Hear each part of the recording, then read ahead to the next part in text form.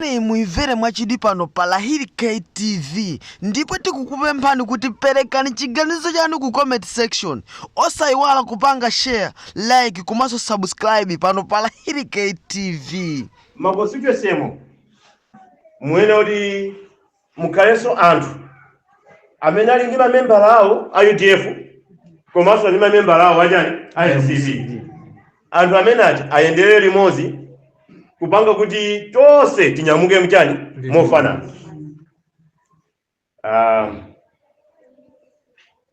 Pa zimenezi panasankhidwa magositwe sangapo akuno kumangochi okwana ose 13 12 kuti magositwe 12 awa tatiyeni talole anzathu a UDF atitani atisogolere. Koma pali magositwe sena ngati Monkey Bay kumene kuja kwathu kwa achewa ukubwera kwa Namkumba ndi kwathu kwachani kwa achewa. Tikapita ku Monkey Bay uko ndikosakanikana komanso Mangochi West koma ndi mountain mabiotani osakanikana pofuna kuti awawa DPP wati asokoneze kuti komanso atupera kamabwera kuzapanga msonkhano kuno kumangochi azibwera ndi mphamvu kuti akubwera kukapangisa msonkhano ka kumangochi mkungulu. Tilole kuti MP wadera limenelo akhale patsogolo mothandizana ndi shadow wadera limenelo la MCP. Kubendera limodzi amene kweli nde panali maganizo angapo kuti koma mwina ndi mwinamo anzanga chinthu chimene sadachilandire anoti yayi ine cholinga changa ndikufuna kukhala chani MP. Koma ine nditayitanidwa nawuza kuti chinthu chambiri chimene ndikhoza kuchiyika kuti tikhoza kulandira chitukuko kumangochi mkungulu ndi pamene a president Chakwera akhoza kukhala president. A president Chakwera akakhala president noti mangochi mkungulu betilandira chani chitukuko. Anthu athu akumangochi mkungulu tipitirizabe kuwatumikira ngati president Chakwera ali ndani president. Ine ndigwira ntchito ndi Aisha Mambo.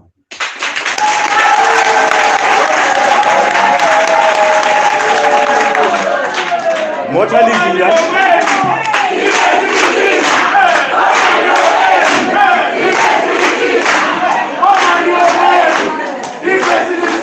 kwacha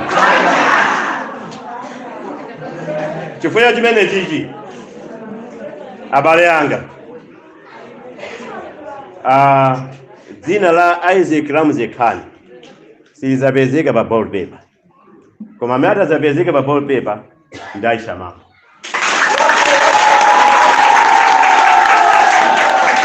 Neno for the project imene tayipangayi ndi project yonena kuti 2029 sina ngani asogoza anzangayi ndoti 2029 angaza imene nda ineyo tukumbana walene kweli kuthekera kuti tikhoza kuwina mangochi mkungulu kulezi. Koma chifukwa chakuti cholinga chathu ndikufuna tithane ndi DPP, tilole anzathu a UDF ndife tigwire ntchito limodzi ndeti atsogozebe iwowo kuti akhoza kutilamulira kuno. Pamene ife tikhalibe tikupitiriza kupanga ma area athu kuti ngakhale 2029 ntchito isadzativuta. Nde panali mafunso tili ndi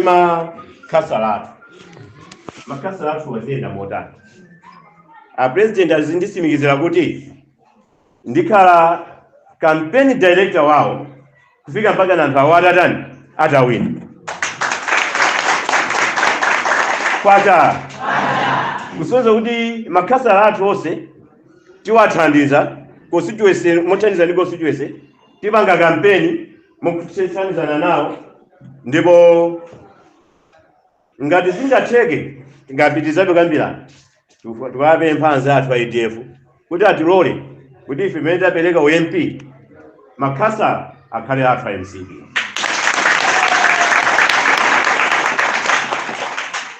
Kwacha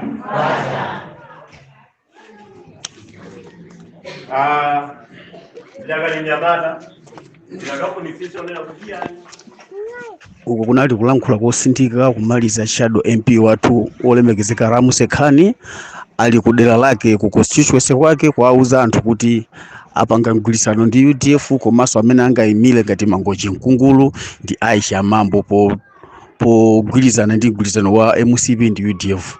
Ndimene zilili kuno leloli Sunday past 12 panopa tili ku Mkungulu constituency. TV ndi mafunso okufunsani ino ya Malawi komanso atupere muluzi. Kodi ya Malawi atupere muluzi akapita kukapanga mgwirizano ndi chipani cha Malawi Congress Party ndi chani chomwe chingathe kutipindulira ife a Malawi? Komanso a Malawi alira avutika kwa nthawi yaitali timayembekezera achinyamata anzeru zake ngati ino muti ombola kumavuta amene tikukuma nawo zoona mukapanga mgwirizano ndi chipani cha Malawi Congress Party.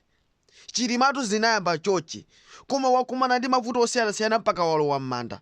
Komanso muziwe kuti ku MCP kuli anthu ochuluka akufuna mpando wa vice president, akufuna usogoleri. Kuli achina Hoa Nkaka kumene koko, achina Moses Nkunku, kuli anthu osiyanasiyana akufuna udindo. Michael Usa ali kumene koko. Zoona zipani zonsezi moti mujoine muchite nawo mgwirizano. Kuli DBP, kuli UTM, kuli Afford. Zoona kuzisiya zipani zonsezi atupele ukachite mgwirizano ndi chipani cha Malawi Congress Party. Azanu a DPP moti mugwirizane nawo muchite mgwirizano. Zoona ukapanga mgwirizano ndi chipani cha MCP chakwera. Atupele zeru zako iwe umaganiza motani? Kodi ndiwe munthu wachifundo kapena gulugunyinda munthu ofusafuna kuombola Malawi? Koma uziwe kuti pa 16 September APM akutenga mpando ndipo azakhala mtsogoleri wako. Ndipo iweyo ndi Bushiri mwana oganiza bwino Bushiri amakhala kuthandiza anthu kumachinga azibalako kumadya chitezi komwe achokera bambu ako, koma iwe kulephera kuti wathandize anthu, koma Bushiri anayesa kuwathandiza anthu amene akuvutika ndi njala kumachinga. Peter Mutharika nali akuwathandiza anthu amene akuvutika kumachinga, koma chipani chako cha Malawi Congress Party sichinatenge gawo kuwathandiza Malawi kumachinga akuvutika. Kodi watupere kamana kuti ndi wothandiza kapena ndiwe muombole ufuna kwaombola Malawi kapena kwaphesa Malawi kuti azikumana ndi mavuto osiyanasiyana? Koma uziwe kuti ku MCP ko kuli anthu ochuluka akuchifuna chipani icho komanso akufuna usogoleri. Kuli achina Michael Usi kumene koko. Uziwe kuti usowa MCP siyochita nayo mgwirizano. Chilima ali kuti Chilima nkakondedwa atu, Chilima nkazi wa kuyankhula osati kuyankhula kwake kumwe kunyoza iwe APM uko. Chilima adali munthu woziwa kuyankhula, koma Chilima pakadali pano anaphedwa ndi chipani cha Malawi Congress Party. Pano pati kungolira kumukumbukira Chilima. Atupere muluzi chosamva anachipikira masamba. Iweyo utengere phunziro kwa Chilima.